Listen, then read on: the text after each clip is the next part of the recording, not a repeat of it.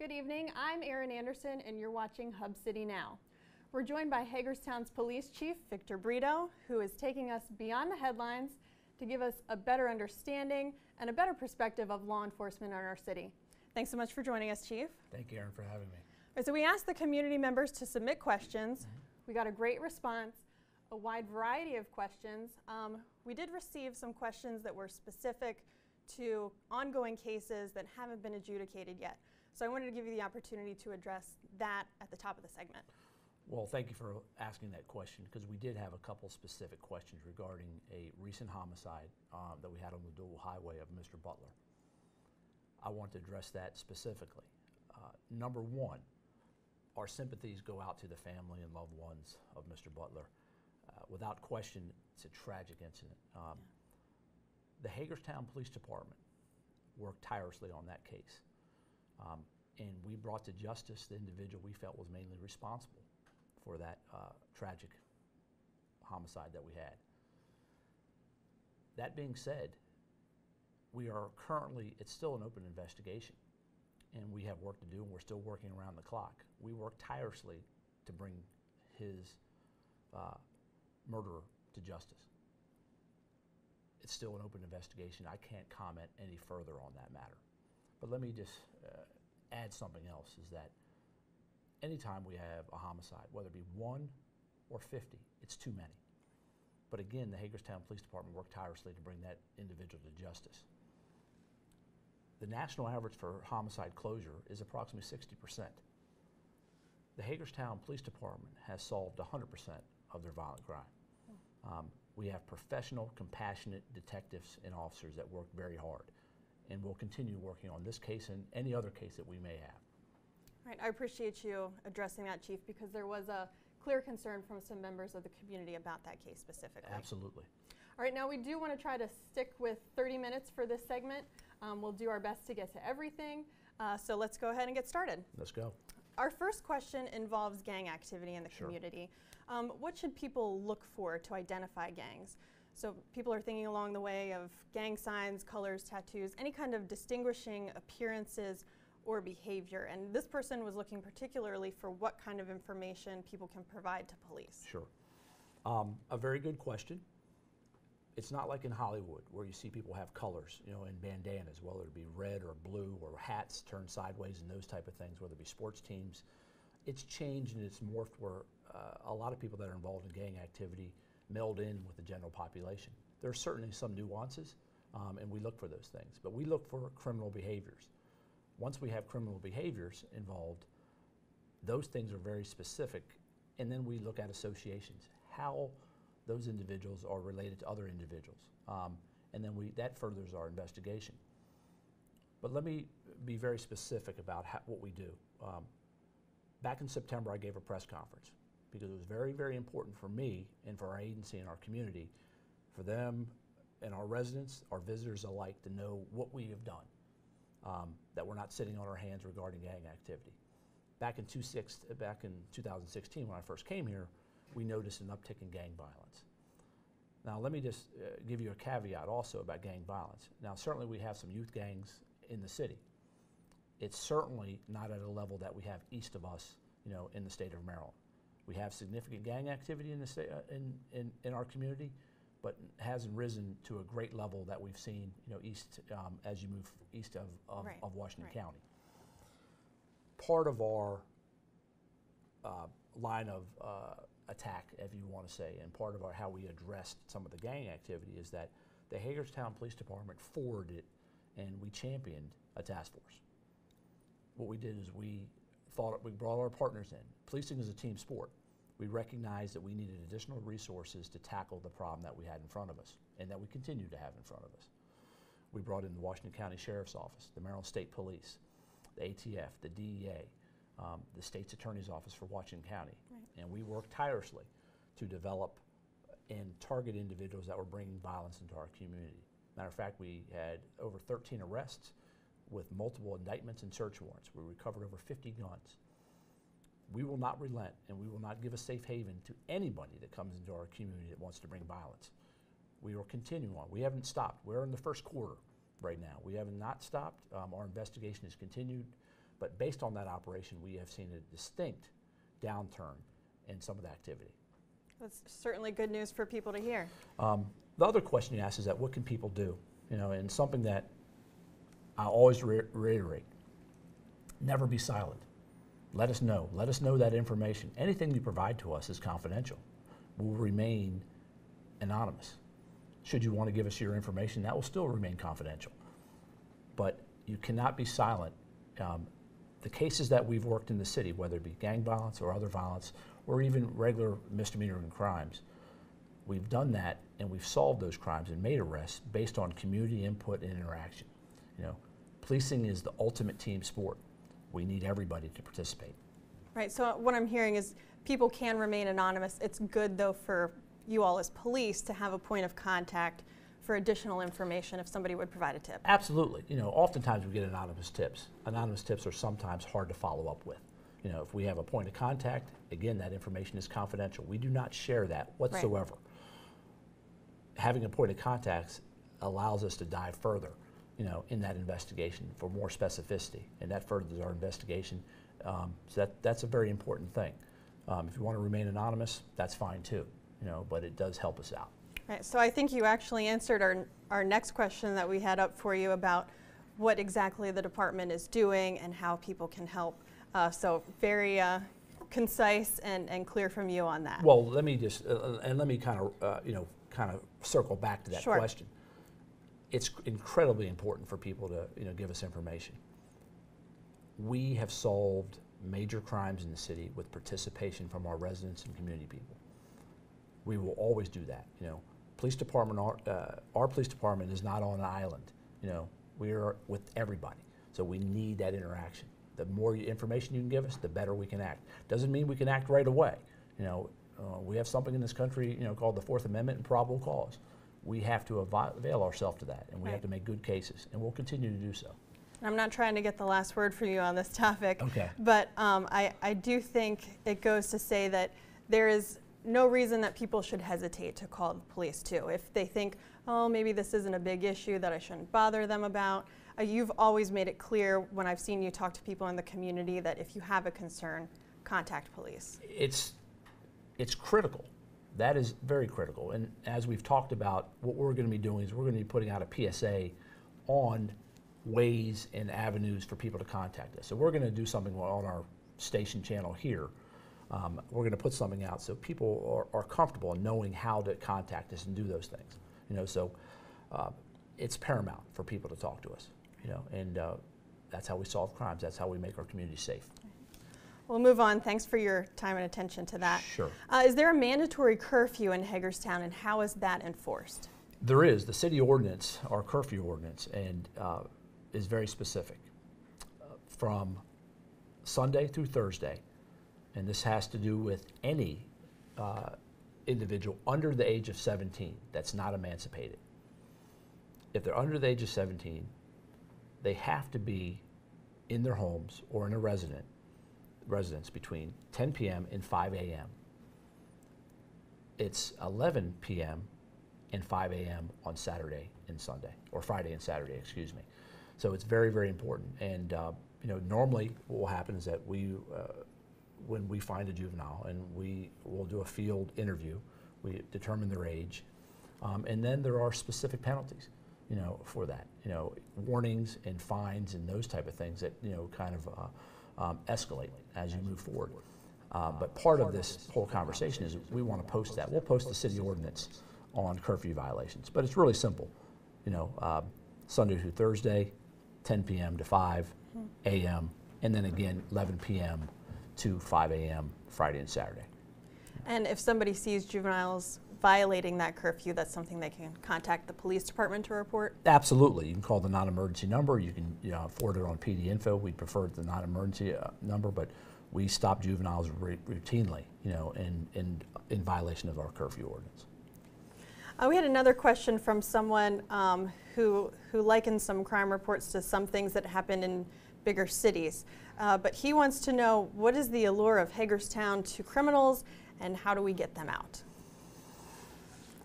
You know, I appreciate the question, you know, but I have to tell you is that by and large, the vast majority of people that reside here and visit the city of Hagerstown aren't criminals. You know, they're just not. Good point. You know, they're absolutely not. We have a minority of people that bring criminality into the city. The city is situated in a very unique geographical boundaries. We're on interstates between 81 and 70. We're within minutes of 3 states, whether it be West Virginia, Pennsylvania, or Virginia. Right. That contributes to some of the things also. But I want to be very realistic, and I want to be very as truthful as I can regarding this matter, because we're also in the shadow of 3 prisons. Those prisons do a wonderful job in a lot of different areas. They bring a lot of jobs to our community. But the reality is, in the past, what has happened is that when an individual was released from one of those prisons and they committed the crime in another county, they were taken back to that county. That's not the case anymore. The reality of, and the truth of the matter is, that they're released back here into our community. Not to say that everybody's reoffending, but that's just the truth of the matter. And that's problematic for us in our community. You know, so that's the way it is. I'm not going to sugarcoat that. Another question about, is panhandling illegal? And if so, what are police doing about it? Another very good question. Panhandling in itself, soliciting, as the DC ordinance, as our ordinance says here in the city of Hagerstown. Soliciting, if someone were to come up to you and ask you for money, a sandwich or something along those lines, that in itself is not illegal. In the city ordinance, it's called aggressive soliciting, which is aggressive panhandling. In aggressive soliciting, aggressive panhandling, it's illegal for someone to be, number one, to touch you, you know, to block you from going somewhere, put you in fear, use obscene language, you know, to get money. And those enumerated elements are aggressive panhandling. If that comes to our attention and we know about it, we will make an apprehension. But I also want to tell you about, you know, the criminal justice system a little bit in Maryland. I think it's important to understand. That's a misdemeanor crime. In the state of Maryland, anything under 90 days is a criminal citation, other like a ticket.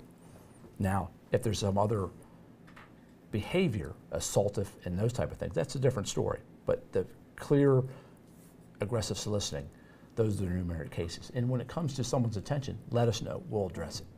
But it's not something that you can remove someone from that situation if they are panhandling aggressively. Well, we will cite them, yes. And if they return to the area, then we'll continue to cite them. And hopefully then we'll have some help from, you know, our court system to keep people, you know, out of that area. Great. Another public visibility issue, drug and alcohol users who are obviously under the influence in public. Is that illegal? And what action can police take there? The sheer ingestion of drugs or alcohol in itself, unless we have reasonable probable cause that's an illegal substance, we can make an apprehension, is not illegal. What is illegal is the behavior that if someone's blocking free passage, disorderly conduct, you know, is caused a traffic issue, we can address that. Those specific behaviors that are born out of excessive use of drug or alcohol, we can address. And that's under Maryland state law, nothing with a city ordinance, is that correct? That's correct, you know. Right, a national problem that's in the spotlight is also clearly impacting Hagerstown and Washington County, the opioid crisis. How is the Hagerstown Police Department addressing it from a law enforcement perspective? And people are also curious about thoughts on rehabilitation versus incarceration and addressing the problem. Let me take the first part, you know, about what we're doing. The Washington County Narcotics Task Force, which we're a member of with the Washington County Sheriff's Office, we target criminal activity regarding people that bring that poison into our community.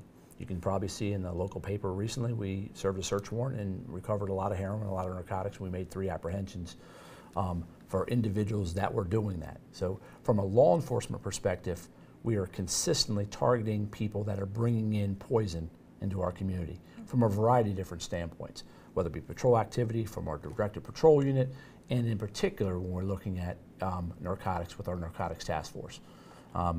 We're relentless in that matter, and we've made a lot of arrests. But I can tell you my experience, we'll never arrest our way out of a situation. You know, there's a lot more systemic issues regarding addiction that we got to work on. But when we target, we want to target the people and the dealers that are bringing that poison into our community. And we're going to work relentlessly to do that. And I will say, I know that the police department is also active in the community conversation that involves multiple partners and agencies throughout Washington County. Well, you're exactly right. I mean, you know, opioid addiction is something that's quite unique, and it's not unique to the city of Hagerstown. It's not unique regionally. It's not unique nationally. It's a national conversation we had. Opioid addiction and addiction in general, but particularly opioid addiction, affects everybody. It affects all walks of life, every demographic. It's something quite unique to our country, and you've seen from the highest levels of office that they've declared it an emergency. The governor of the state of Maryland has done that, you know, and has provided additional resources to different communities to tackle that problem. It's a multi-tiered problem that is not systemic just to the police department. And I will tell you that we'll never be able to arrest our way out of that, you know. However, we will make apprehensions when necessary and we have developed probable cause. That's important. Okay. Next question. Somebody wanted to know, can we adopt a policy in Hagerstown to require landlords to do criminal background checks and then turn down applicants who have a record?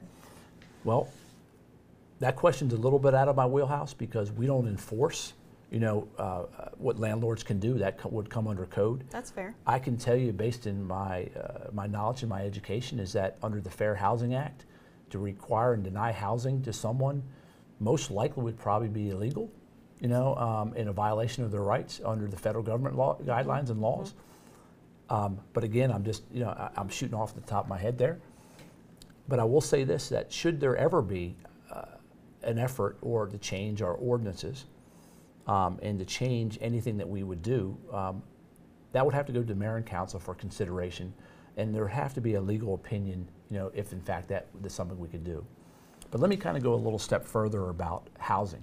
You know, the city of Hagerstown has a very robust crime-free ordinance. So we call it the excessive use of city services. It's under Chapter 95, and again, we'll post that also. There are 10 enumerated criminal offenses that if we can attribute them and we qualify, it's called a qualifying call, we can qualify that to an address. There are fines, warning notices and fines that escalate up to $500 for those things. And that we have done very aggressively, you know, in our community. We're one of just a few communities that uses that, you know, to hold people accountable, you know, for what goes on in their residence. That's a very good question regarding that. But most importantly, what we need good stewards. We need good stewards that are that are landlords, you know, that want to do the right thing and have the right positive impact on our community. I can't minimize that, and I can't, you know, sugarcoat that either. We need good stewards that are going to be landlords. Another gentleman submitted a question, and he says many of our immigrant residents and undocumented immigrants in Washington County live in fear.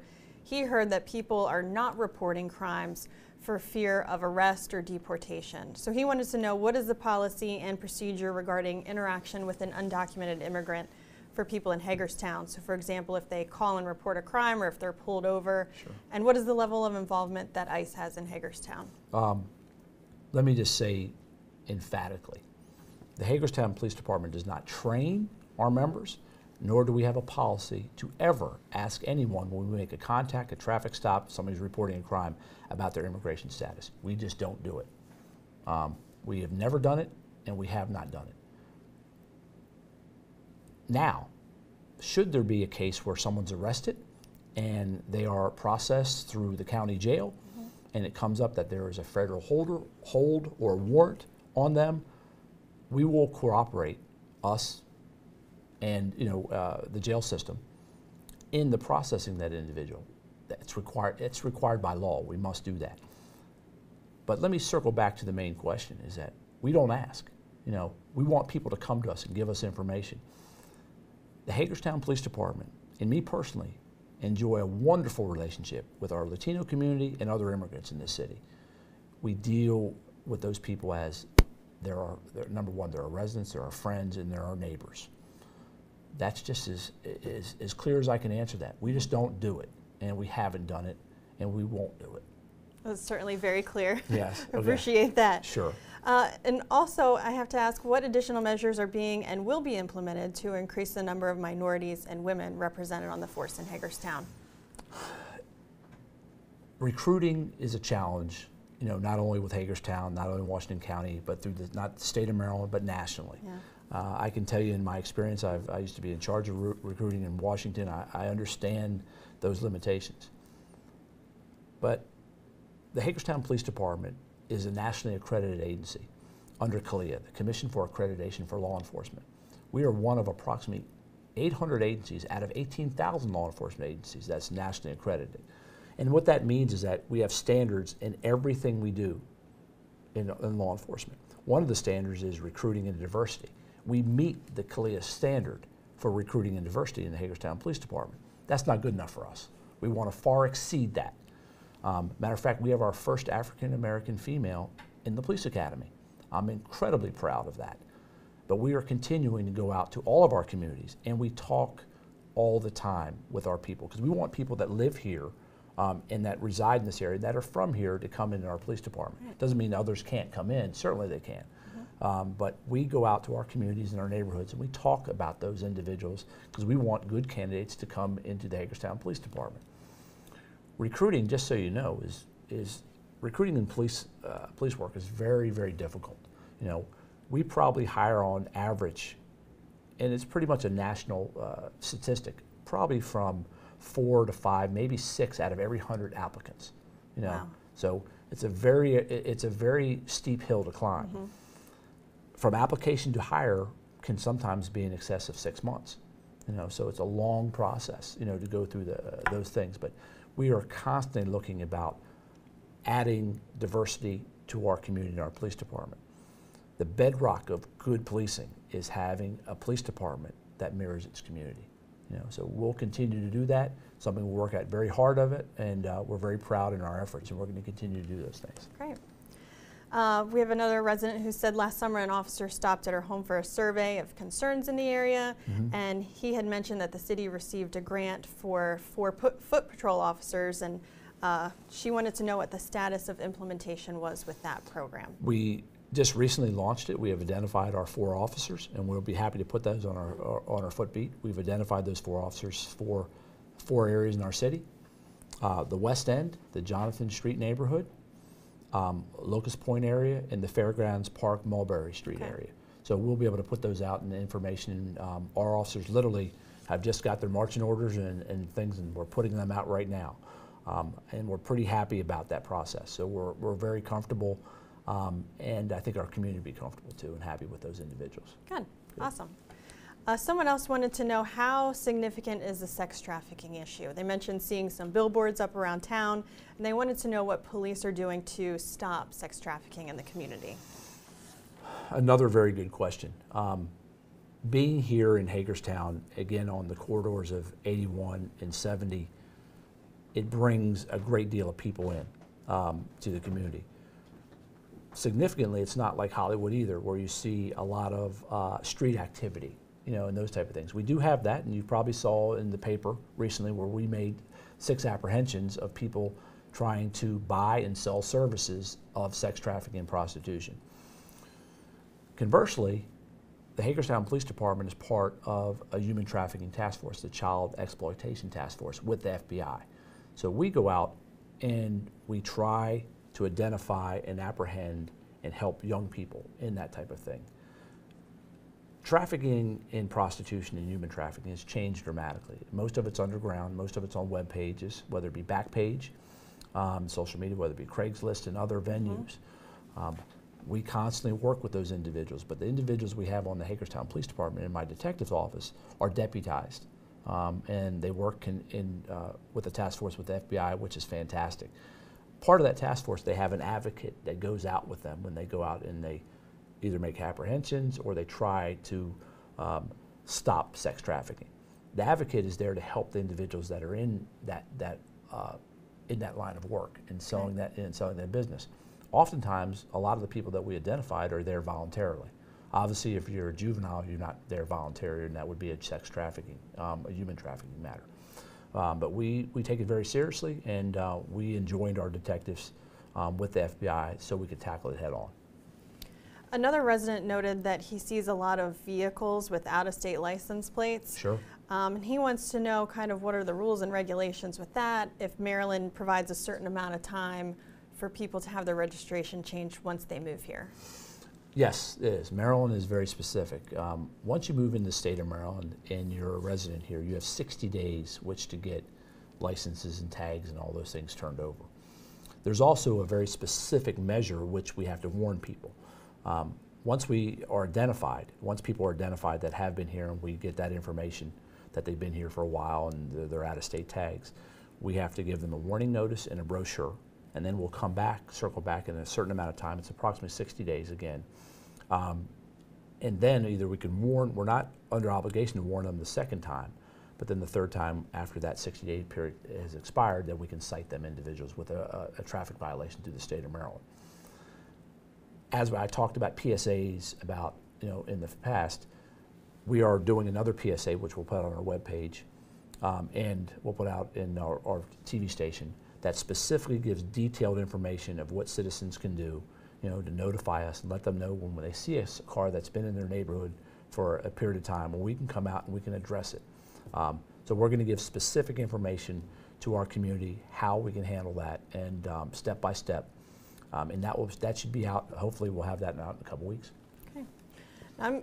We're down to our last couple minutes, so I am going to jump ahead a little bit in order. I apologize for anyone who's watching if we don't have the exact questions posted at the bottom. But we also got some questions about illegal parking. People who are kind of peeved about cars or taxis who stopped in the middle of the street, sure, kind of impairing traffic, and what can be done about that. Do the police still write parking tickets? We absolutely do. We still have, traffic parking aides that write tickets. We certainly write tickets when they're applicable. I've personally had experience where someone was blocking the street, had their flashers on right in the middle of the street, and I had to go out and address that, which I did. Yeah. Our officers have been informed when they see that, they address it, because it's not only a safety issue, but it's a convenience issue too. It stops the flow of traffic and those type of things. And I think, Hagerstown has narrow streets. Sometimes you can't move out, so someone's blocking traffic and they're sitting there. So we're aggressively doing that, and certainly we can write tickets. Sometimes we don't, we're not everywhere in every place, right. But when we see it, we're going to address it. If people let us know, we'll address it. Okay. Another concern that's also kind of a national issue as well. Someone wanted to know, is HPD and our community prepared for an active shooter situation? Absolutely we are. Every member of the Hagerstown Police Department is trained in active shooter training. That training is continually reinforced. We've also have something that we're going to be pushing out to the Hagerstown Religious Council. As you know, something very tragic happened in Texas regarding a church and a place of worship. There's a Homeland Security app which we'll be forwarding to and helping members of the clergy here in our city to develop an app. We're also going to be doing training, and we have done multiple training situations for businesses. We've done one here recently at City Hall, gunshot recognition, so people can understand what a gunshot sounds like versus a backfire or a firecracker or a firework. Wow. Those are things pretty important. Yeah. But we're willing, we're able, and we're prepared to handle those situations. But we're also willing, able, and prepared to assist people what to do in those type of situations. So we have members on the staff that are trained. We'd be more than happy to come out to businesses and do that type of training. And again, we're going to launch our Homeland Security app for the Religious Council and all those houses of worship here very shortly. And I can also say from a personal standpoint, I actually completed the Citizens Police Academy. Wonderful. Maybe about 5 years ago. And Wonderful. Part of that curriculum was the Citizens Emergency Response Training, or CERT, that's actually offered through the Division of Washington County Fire and Emergency Services. So that's also a beneficial training as well that's free and open to the public. There you go, Erin. That's fantastic. There's the plug for the Citizens Police Academy. There you go. There's a big coming plug. up. Yes. All right, I have to say, to close things up, one of the most significant areas of interest, you've hit on it here, but I'll give you the opportunity to hit on it again. Sure. Because there was so much interest in it. People want to know, what can the community do to support police, to support crime prevention, to support a higher quality of life in our community? What we've found, and I've talked to Mayor Brito about this, and Mayor Brito has talked to me about this multiple times, is that when people see something, they say something. You know, that is the paramount bedrock things of what we need. Police department, we're not everywhere. You know, we have a finite number of resources. We're very good at what we do, but we need to be informed about things. And when people are silent and when they think that something's not important, that doesn't help us. If you see, you know, it's not a bother, let us know those things. Come forward with that information, just like I talked about in the beginning. Don't be silent. If you see something that's strange, see something that's of a criminal nature, and we get a lot of information on criminal PD info. Matter of fact, we solved a lot of cases. You know, we just don't usually just run up right on something. Usually a case that we develop is someone's giving us information about something that's occurring, and then we started an investigation. Ultimately, it doesn't happen immediately. You know, it takes time to develop a case and probable cause to make an apprehension and or a warrant or get an indictment. We do that, but we need assistance. We need people to talk to us.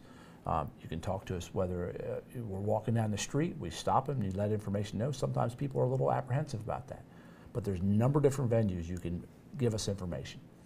That's incredibly important to us because, and I'll circle back to the main thing, the police department cannot do it by itself. It's a team sport. We need everybody involved, whether or not it's our local our local law enforcement partners, but more importantly, the citizenry and the visitors that come into the city. Let us know things. We'll get on it. And I will say, I know you prefer, hey, if you see a police officer, go up and talk to him or her and give them some information. But there's a phone call. There's even contacts that you can send a text message. And of course, online at hagerstownpd.org, there is a report a concern feature where you can submit a concern online. Those should be of a non-emergency nature. Yes. But just if you've noticed something in your neighborhood or in a certain area, you can let police know about that online. And again, remain anonymous, but it is helpful if you put some contact information. It absolutely is helpful to us. You know, we don't bite. You know, we don't bite at all. So, you know, let us know information. You know, we want that information. And again, the major cases that we've had here in the city, we haven't done by ourselves. You know, people have come forward, and good citizens have come forward, and good people in our community have come forward and give us information. And can't do it by ourselves. Yeah, big help. Big help. All right, I think that'll do for the questions. Before we go, I did want to let everyone know who's watching and yourself know about some cool events coming up. We're in the midst of the holiday season, great time of the year, but at the end of the year, we have the infamous donut drop. We have some new things happening this year. Again, it's a mock midnight, so the donut actually drops into the big cup of coffee at 7 o'clock. The infamous band Staff Infection, which is a group of Washington County Public School faculty and staff. They're going to start with live music at 5:30. They're a big favorite. But also Mid-Atlantic Sprint is also hosting a warm weather clothing drive. Sure. So if you bring a jacket, hat, gloves, scarf, warm socks for kids, you can be actually entered to win a Leitersburg Cinema's golden ticket. So that's unlimited movies, soda, popcorn for you and a guest for an entire year. So I know I'll be your golden ticket partner there, Thank you. Thank you very much. Then that winner will be drawn before the donut drops at 7 o'clock. We also have the Hub City 100 Miler coming up. Registration is open for that. So if you're still working off some of that Thanksgiving turkey meal or even some of your Christmas cookies already, that will start in the new year in January. You can move your body your way. It's just to get you moving more over these winter months where you're used to kind of sitting still. And you don't have to walk or run if you don't want. It's just 20 minutes of exercise equals 1 mile. So you try to do that once a day for 100 days. There are some great weekly prizes and grand prizes, including kayaks, bikes, fitness passes, fitness gear, a lot of fun. So go to hagerstownmd.org/parksandrec to sign up for that. Wonderful.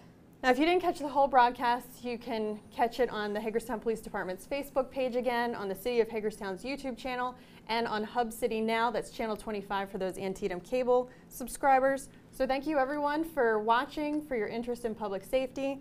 Thank you, Chief, for joining us. Thank you for having me. It was wonderful, Aaron. Thank you. All right, have a great evening.